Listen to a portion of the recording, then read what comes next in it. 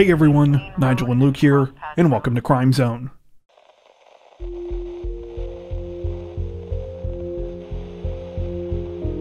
Representatives from the New Jersey State Police say that a 42-year-old man is facing a number of charges this week after he was accused of stealing an ultralight airplane, crash landing it, and then committing a pair of burglaries as part of an apparent attempt to fix the damaged vehicle. The whole thing started sometime on August 6th when authorities say that the suspect, 42-year-old Robert Wagner, snuck onto the property of an airport in the city of Pemberton. After entering the facility's hangar, Wagner allegedly took a Quad City Ultralight Challenger 2 plane outside, removing its emergency locator transmitter before doing so. He then got behind the controls and flew away with the aircraft. It's believed that Wagner traveled approximately 60 miles in the stolen plane before crashing it in a field in Corbin City. Once there, the case only got stranger, as it's alleged that the 42-year-old carried out 2 burglaries in the local area. During at least one of these burglaries, it's alleged that he stole and attempted to charge tools that he planned to use to try to fix the damaged aircraft. It wasn't until the following morning, August 7th, that Wagner was finally caught. According to reports, he was arrested after police received calls about a strange man walking barefoot along a roadway close to the field where he crashed. Wagner apparently told officers about the crash, but refused to reveal his name. He also claimed that he had permission to use the plane. At first, the 42-year-old was simply arrested on obstruction charges. However, once he was in custody, authorities began to piece together what had really happened. Wagner is now facing a number of charges, including criminal attempt, criminal mischief, burglary, criminal trespass, theft, receiving stolen property, obstruction, and hindering.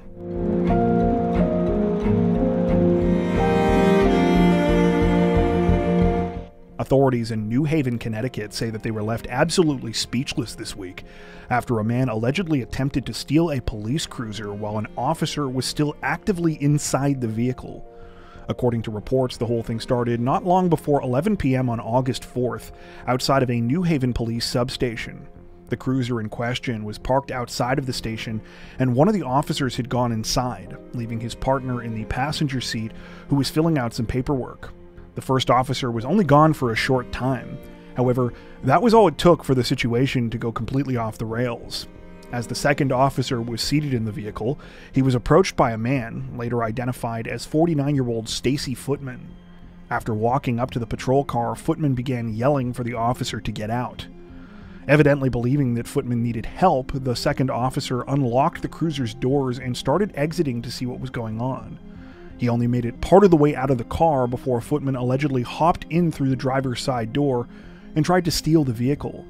The second officer was able to quickly get back in, grabbing the steering wheel as Footman hit the accelerator. In the resulting chaos, the cruiser was sent speeding around the corner and slamming into a church, though thankfully no other drivers or pedestrians were hurt. Moments later, the first officer ran back outside and placed Footman under arrest. He and the second officer were both taken to a local hospital to be treated for minor injuries. Following the incident, New Haven police told the media that Footman was already well known to them and had been arrested at least 80 times prior for various offenses. They believe this week's situation was motivated by a combination of drug abuse and mental health issues that the 49-year-old is said to be suffering from. Footman is now facing a number of charges, including second-degree larceny, second-degree kidnapping, assault of a public safety personnel, second-degree criminal trover, and interfering with an officer.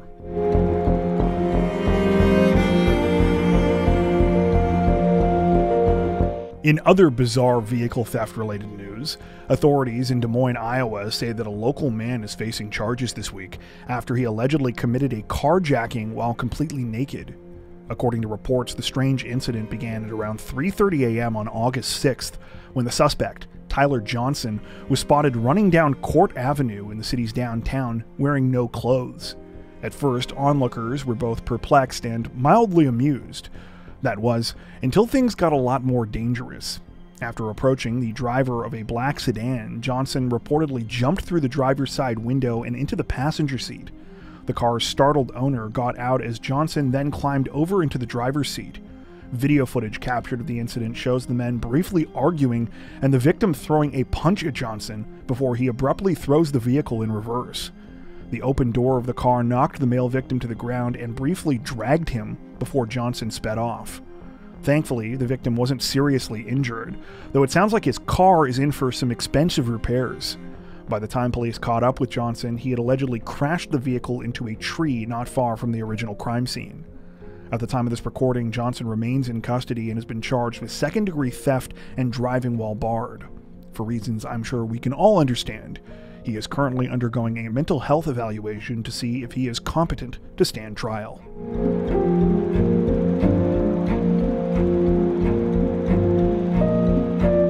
Authorities in Riverside County, California say that they are investigating the aftermath of a brutal and senseless crime this week after a man out on parole for previous violent crimes allegedly attacked and killed a retail employee, a crime that is believed to be both random and unprovoked. The terrifying situation unfolded on the morning of August 5th at the Walmart Supercenter on the 29,200 block of Central Avenue in Lake Elsinore. It was around 7 a.m., and 65-year-old employee Jessica Morales was just doing her job when she was approached by a man later identified as 29-year-old Lonnie Hinton. Despite having never met before and having no prior interaction, Hinton allegedly attacked Morales out of nowhere. She was stabbed to death right there in the store, in front of horrified co-workers and customers. According to reports, Hinton left almost as quickly as he came and was gone by the time police got there. However, he later turned himself in at a local police station. It's believed that the crime was completely unprovoked and totally random. Those who knew Morales said that she was a loving mother and friend. A fellow employee told reporters that she had worked for Walmart for over 25 years, saying, quote, "She was a really good person, great friend, everybody loved her. You're here to work and try to help customers, not for you to be stabbed or insulted, you know? You want to be safe where you work, and you're not." While there may be no underlying explanation for the crime overall, what many are now demanding to know is why it was able to happen in the first place, particularly after news was released that Hinton had only recently been let out of prison for other violent offenses. According to reports, Hinton was released on parole back in March, following a disturbing robbery back in 2020. In that case, the then 25-year-old walked into a restaurant in the city of Paris and stole money from the business's tip bucket. After being chased down by an employee, Hinton walked back into the building, headed into the kitchen, and stabbed a random cook 3 times in the back, as well as in the left elbow. Initially, Hinton was charged with a number of serious crimes for the violent robbery, including a felony enhancement of great bodily injury and assault with a deadly weapon. However, these, along with other charges, were dismissed for reasons that are not clear, and instead, Hinton was allowed to plead guilty to significantly lesser offenses. He was sentenced to 5 years in prison. In the wake of what happened this week, the victim of that first stabbing attack, 48-year-old Arturo Juarez, spoke out and shared his outrage that this had been allowed to happen again. He said that he still struggles a lot with the crime and that his life hasn't been the same since. So to hear that it had happened to somebody else with an even worse outcome was extremely overwhelming. At the time of this recording, Hinton is now facing charges of first-degree murder and lying in wait. If convicted, he will face a sentence of life in prison.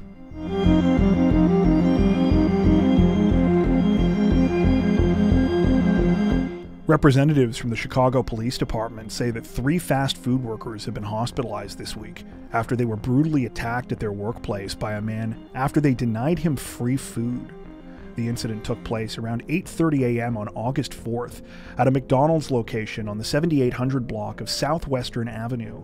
It began when a man walked into the business and approached the front counter. Once there, he repeatedly demanded free food and coffee from the 18-year-old employee who was working the register. The teen refused to give the man anything, who responded by sitting on the counter and refusing to leave. When the employee bent down to grab something, the man pulled out a, quote, hatchet-like object and hit him in the neck and back. He then leapt over the counter into the kitchen where he allegedly attacked 2 more employees, both of whom were 45-year-old women.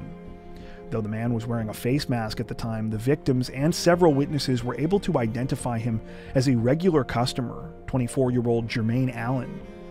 Another customer who was outside the restaurant and had interacted with Allen just moments before the attack described watching in horror as he casually walked out of the business afterwards. The witness later told reporters in part, quote, "I saw a little blood on the axe and he was smiling. He was smiling and walking with the axe like this and eating a cookie. That cookie was apparently one of several that Allen allegedly stole before fleeing the scene.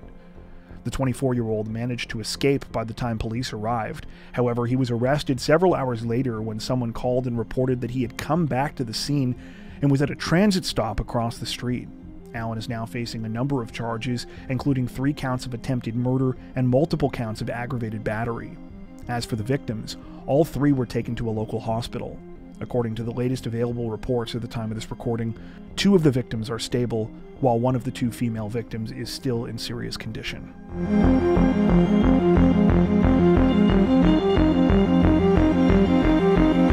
Authorities in San Antonio, Texas announced that a 46-year-old man is facing charges in connection with an equally strange and disturbing case this week, after he was accused of booby-trapping bathrooms at a pair of local car washes with fireworks, a crime that left at least 3 people injured. The first incident took place on July 20th at the washtub location on Bandera Road in the city of Eustis. According to reports, a woman went to use one of the business's unisex bathrooms. However, moments after sitting down on the toilet, there was a small explosion. The woman suffered minor injuries but left before police could arrive to investigate. 6 days later, 2 very similar incidents took place just minutes apart at a second washtub car wash in San Antonio at Loop 1604 near Highway 281. Once again, the victims went to use the business's bathrooms, only for an explosion to occur right after they sat down on the toilet. This time, the victims were a female washtub employee and a young girl. When police looked into the situation, they discovered remnants of small commercial fireworks that had been used to create the explosions. The fireworks were designed to detonate when pressure was applied to them. After reviewing surveillance footage at both car wash locations, it apparently wasn't difficult to figure out who was behind the weird toilet booby trapping.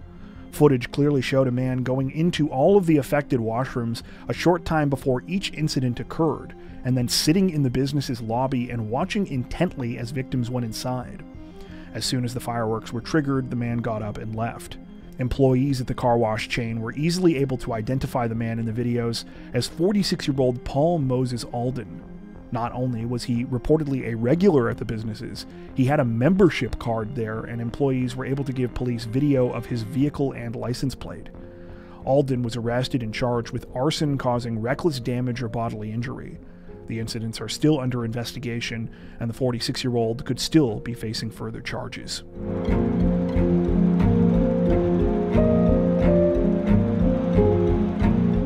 Authorities in Fairfield County, Connecticut say that a 31-year-old man is facing charges this week after he allegedly confessed to the gruesome killing of his elderly father.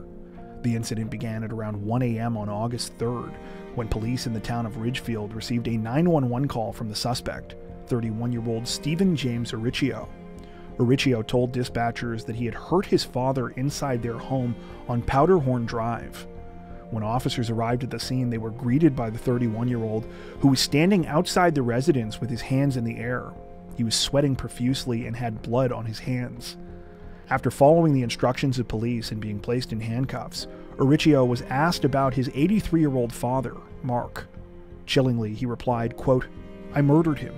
He then paused for a moment before adding, quote, "Really, really badly." Several officers entered the home a short time later, where they discovered that, sadly, Uricchio was telling the truth. After encountering drops of blood on the stairs, both sides of the walls, and a bloody fillet knife, they found the 83-year-old dead inside of his bedroom. He was lying on the floor and had obviously been the victim of a brutal attack. Authorities say that parts of Mark's remains had been mutilated and that some of his internal organs were outside of his body. After telling police that he had taken a quarter of a bottle of Advil before calling 911, Uricchio was transported to a local hospital. It said that the 31-year-old has a significant history of mental health issues, and that at the hospital he told doctors that he had been prescribed medications which he had not been taking for 1 or 2 months leading up to the killing. At a court hearing on August 5th, Uricchio sat slumped completely over on the defense table and had to be physically forced up after being ordered to stand by the judge. His lawyer asked for a competency evaluation, mental health treatment, and that he continue to be kept on watch. At the time of this recording, he is facing murder charges. The crime is all the more disturbing for residents of Ridgefield because the town is normally very quiet. According to reports, this is the first murder case in Ridgefield in more than 20 years.